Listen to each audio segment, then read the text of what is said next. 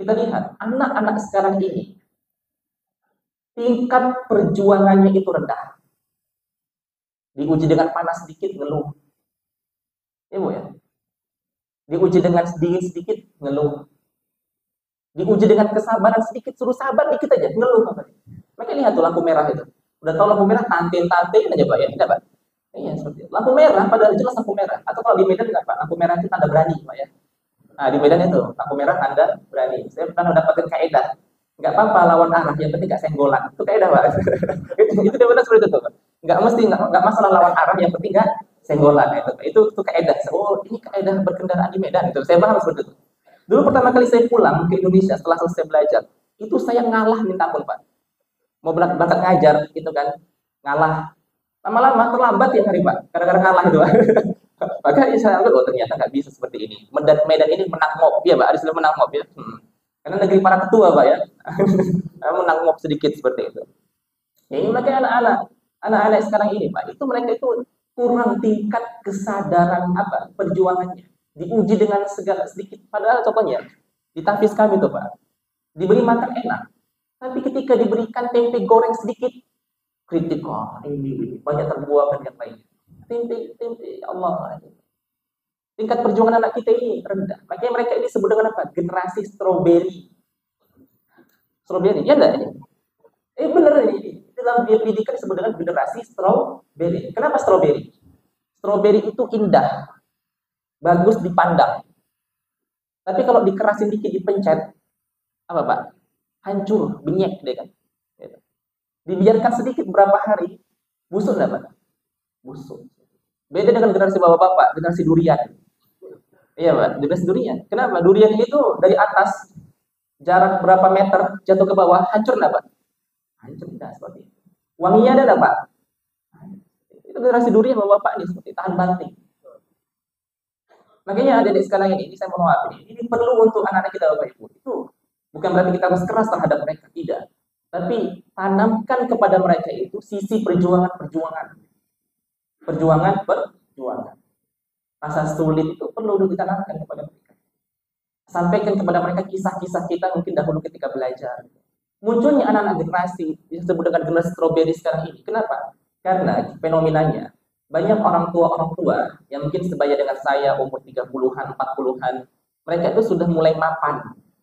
Punya rumah, punya mobil, punya ini dan yang lain, secara finansial sudah cukup gitu. Maka mereka mulai memanjakan anak-anak mereka. Itu mulai di itu, Bu. Makanya bapak-bapak yang umurnya 50 tahun, 60 tahun, punya cucu gitu, Pak, punya cucu. Itu jangan terlalu bukan dimanjakan, Pak. Jangan terlalu karena memang kadang-kadang ini, kakek nenek itu lebih sayang kepada cucunya daripada anaknya sendiri. Ya enggak, Pak? Iya. Nah, betul, teman. Iya. Kadang-kadang mamanya marahi anaknya, neneknya marahi mamanya, ya enggak? Iya. Kenapa? Ini kadang-kadang seperti itu. Jadi terakhir anaknya ketika dimarahi, lari ke neneknya. Ya enggak, Pak? Iya.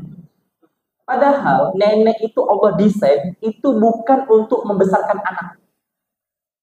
Makanya ketika anak itu contohnya satu rumah, nenek, keluarga, contohnya ada cucu seperti itu.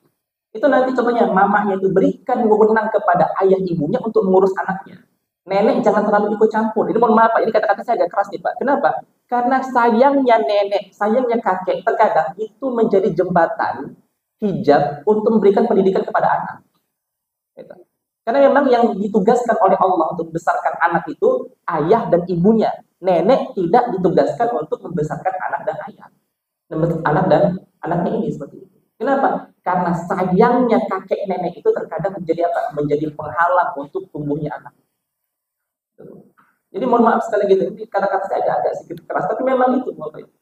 Kadang-kadang kita, ya saya paham, kita siapa yang anaknya tidak mau? Kadang-kadang kita seperti itu, neneknya melihat cucunya dimarahi sakit hati itu Pak.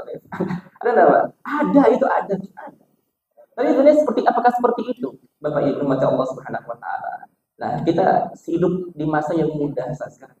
Makanya sekali lagi bahwa nenek itu bukan membesarkan itu.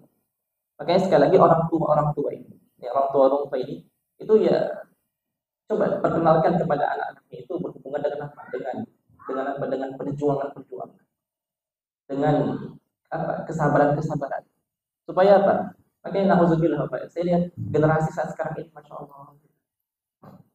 Saya kalau di jalan, mohon maaf Pak, bukan di jalan sih, di kampus, di kampus.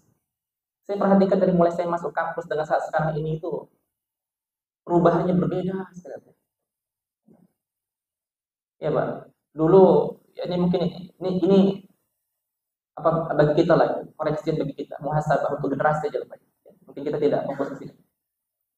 Dulu kita Bapak Ibu, kalau lewat depan orang tua, hormatnya enggak Pak?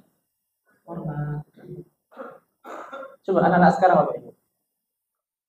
Hormat enggak Pak? Ya ada yang hormat seperti itu. Ini insya Allah anak-anak tahfiznya lebih akhlaknya. Ya Allahu Akbar. Saya di kampus tuh kadang-kadang ustadz lewat depannya tuh Pak. Ustadz di depannya. Dia lewat nyelonong itu. Itu di kampus kami Pak ya. Konon apalagi saya mengajar di salah satu kampus negeri itu Pak. Masya Allah.